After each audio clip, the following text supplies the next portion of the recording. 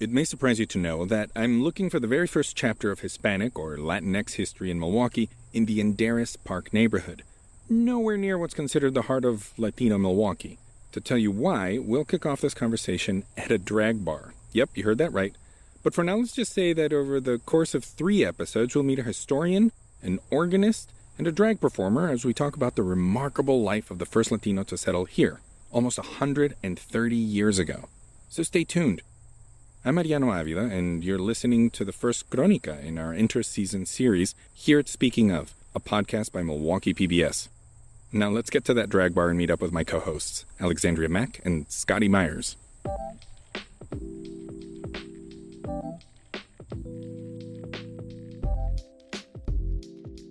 We are on 5th and National at Hamburger Mary's. The gentleman that I interviewed to ask who the first Hispanic person to settle here, I asked him, what is the heart of the Hispanic community for you? And he said, 5th and National, no question. I talked to you, Scotty, and I was like, all right, what's on 5th and National? I see absolutely nothing that relates to Hispanic people here, so I mean, it used to be a Mexican restaurant, La Perla, where you could come in and ride a chili pepper. But now it's a place called Hamburger Mary's, a drag queen performance center, a bar. And we went to their website and we saw that Thursday nights is Diva de la Noche, the Latinx drag show. And I mean, how perfect is that? Doesn't get better than that. So do either of you have memories of coming here when it was La Perla, or have you been here before as in its current configuration? I know I for sure went to La Perla, but I don't remember. I was a kid, just the same way where I remember La Fuente, but I don't remember. Botanas I have adult memories of, but the other restaurants definitely was a kid, so I could not enjoy the beauty of the margarita just yet. Did you ride that little chili or big chili pepper? I don't know. What was it like? I'm going to say no. I didn't even remember that was a thing, so I don't think I did. Oh, yeah, I definitely did. It was a blast. I mean, it was kind of like, you go to a department store back in the day, you put a quarter in the machine, it'd be that little horsey that kind of goes up and down. It was basically that, but it was fun. It was a chili pepper, exactly, Mechanical produce rides aside, there's certainly a tradition of entertainment at 5th and National that Hamburger Mary's is carrying on, with its rose petal wallpaper and purple LEDs around its soda dispenser, its diva nights. And we will talk to one of their divas in this series, but first I want to introduce you to the man who kicked off the idea for this exploration in the first place. Luis Arnoldo Sevilla Robel. I just call him Don Arnoldo. He's an octogenarian from Mexico City whose father was part of that first wave of Latin American migrants to Milwaukee back in the 1920s. We know them affectionately as Los Primeros, the firsts. Don Arnoldo's dad moved here and then married a Polish-American woman. Then the whole family moved back to Mexico, where Don Arnoldo spent his childhood and a good part of his youth. This whole thing started when I researched how far back we could trace the Latinx community in Milwaukee, and I ran across a professor named Sergio Gonzalez at Marquette University who pointed me to Don Arnoldo, saying that the man has collected all there is to know about Rafael Baez, the first Latino to settle in Milwaukee. So naturally I sought out Don Arnoldo, and on a sunny summer day I met up with him here at Holy Cross, a lush park-style cemetery in Indian Park, where he walks, regularly paying his respects to the Baez family, whose weathered headstone is nestled in a grove of oaks and cedars. I came here to think, to walk, and I feel very comfortable being in the cemetery. For me, it's a relaxation, and come with a purpose also visit my friends that I adopted myself, because I know they don't have no family. They say, well, you are my family now. Don Arnoldo's story really does intertwine with the Baez family on a very personal level. But it starts with Rafael Baez, born in 1863 in Puebla, Mexico, where he became such a talented musician that when Milwaukee's C.D. Hess Opera Company toured in Mexico, they were so impressed by his talent as an organist that they brought him back with them. Once in Milwaukee, he married into an affluent German-American family and lived his days out here as a prominent member of the city's cultural elite. He and his wife Mary had 4 children. 1 died as an infant. The remaining 3 became veterans during both world wars, but none gave them grandchildren.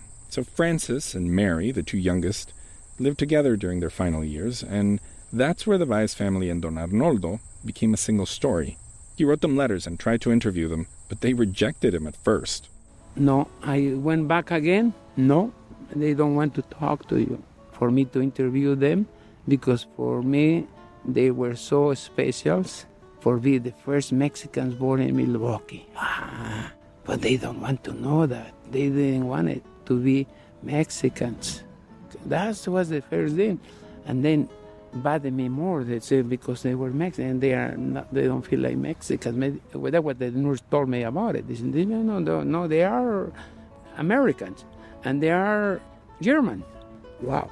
Okay. Nothing happened. It passed 1 year, and the second year, there was a beautiful day. Probably would be March or April. I don't remember the date. It was a beautiful day. And they said, no, I go now there. And I went over there, and the nurse came in. And they said, oh, how are you, Mr. Sevilla? She knows me already. She likes me. And they said, oh, you know what? They are so happy today. They are very happy right now because the day and this and that. Wait for me. I want to talk to them about who you are. And they said, okay, what? Talk. I wait for it. I wait maybe 5 minutes or something like that outside. And then she come in. Mr. Sevilla, they agree to meet you. And they invite you to come in. They want to meet you too. After the 2 letters. And I enter and I saw them both.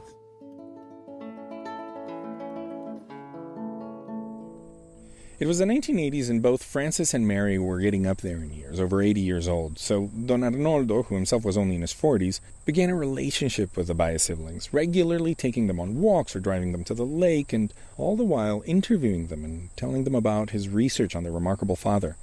But a few months later, Francis died. Mary started to decline, and altogether it seems that the relationship lasted only about 2 years before she passed too. But the bond was strong enough that Don Arnoldo recalls Mary holding his arm during her brother's burial, right here at Holy Cross. By 1986, they had both passed, leaving behind no remnant of the Baez family save the gravestone and the memories in Don Arnoldo's records. Now, surviving the family is some of the music of Rafael Baez, who was the first Latino professor at Marquette University. He also became a popular organist at churches and synagogues. Of those organs, only some of the pipes remain, and they are at Marquette University's Jesu, where he actually did play. Now, I did go and talk to their current organist and music director, Dean Roscoe, but that is for another episode, where we'll talk more in detail about Baez's musical career. Right now, I want us to go back to Hamburger Mary's and talk to Lexi and Scotty about Walker's Point, the neighborhood Don Arnoldo considers the historic heart of Latinx Milwaukee. I was doing a little bit of research about this, and from what I understand, and Mariano or Lexi, I'm sure you can fill me in, because I'm probably getting the history a little bit wrong here, but at the beginning of the 20th century, the 1920s, immigration stopped for Europeans to come into America. This left labor shortages, and so capitalist-hungry business owners here in the city went to recruit laborers south of the border. They went to Mexico, and that's really what brought folks here. And when we talk about coming to Milwaukee, it wasn't so much they had a choice of where to live. This was where the factories were. This is where the cheapest housing was. And then also they were dealing with, for lack of a better word, a lack of acceptance from the community. And so really this became the center, like you said, the heart of Milwaukee's Latinx community. Well, and the other thing about the Latin communities around the Midwest, I would say, they tended to gravitate toward where Polish people settled before them. And that has a lot to do with religion. So Polish and Italian neighborhoods have, in many cities, become Latin neighborhoods because that's where all the churches were. The Catholic churches were set up first. And so if you're Catholic and from Mexico or wherever, coming into these cities where you don't know anybody, well, you go to church first. Got to do that every Sunday. That makes so much sense because there are so many churches here in the South Side, St. Stanislaus, St. Anthony's, and that's fascinating. This is a really important story, I think, Mariano, just because Milwaukee doesn't have any national historic landmarks that honors any bit of history of Milwaukee's Latin community. There's literally like no plaque that doesn't really exist here. And so I think we are doing a really important thing here in honoring these stories, these narratives. What drew you to this story? Being Mexican. Also, let it be noted I'm the only person who doesn't speak Spanish here at this table. Hey, don't give me too much credit. I can get by. But Mariano, I'm curious in hearing this story and them being intergenerational stories. How does it feel for you, hearing of the first Latinx settler here, hearing of drag night and Divas de la Noche? Like, how do you feel learning of these things and these people? It's a very good question. I don't know. I think, so the city of Milwaukee proper didn't start until like the mid-1800s. So really, Mexican people have been here pretty much as long as the city. And that to me is encouraging, because in the most segregated city in America, to say, yeah, we've had a place here pretty much from the beginning. It's encouraging. It's like, no, we have a place. I mean, I live in Tosa, but I like drive 25 minutes to get to the supermarkets in this part of town, because this is the only place where I can get the food that I love. So how do you feel about it? What's your relationship to this neighborhood?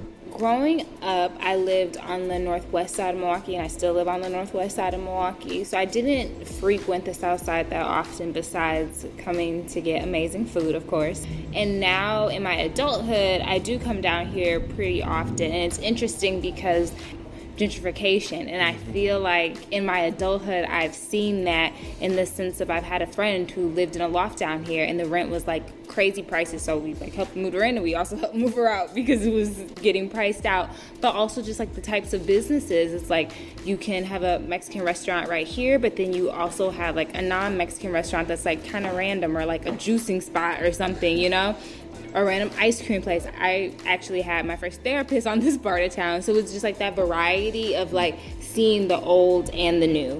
You know, analysis of the 2020 census shows that the Latino population in Walker's Point fell by nearly half over the past 30 years. So in 1990, Latinos made up more than 2/3 of the population in Walker's Point neighborhood, where we are, and now they make up just 44% of the area residents. So I do think we're seeing that sort of push-pull of forces that are at play that means like we're seeing some displacement right now. And that really concerns me a little bit, a lot of it, I guess.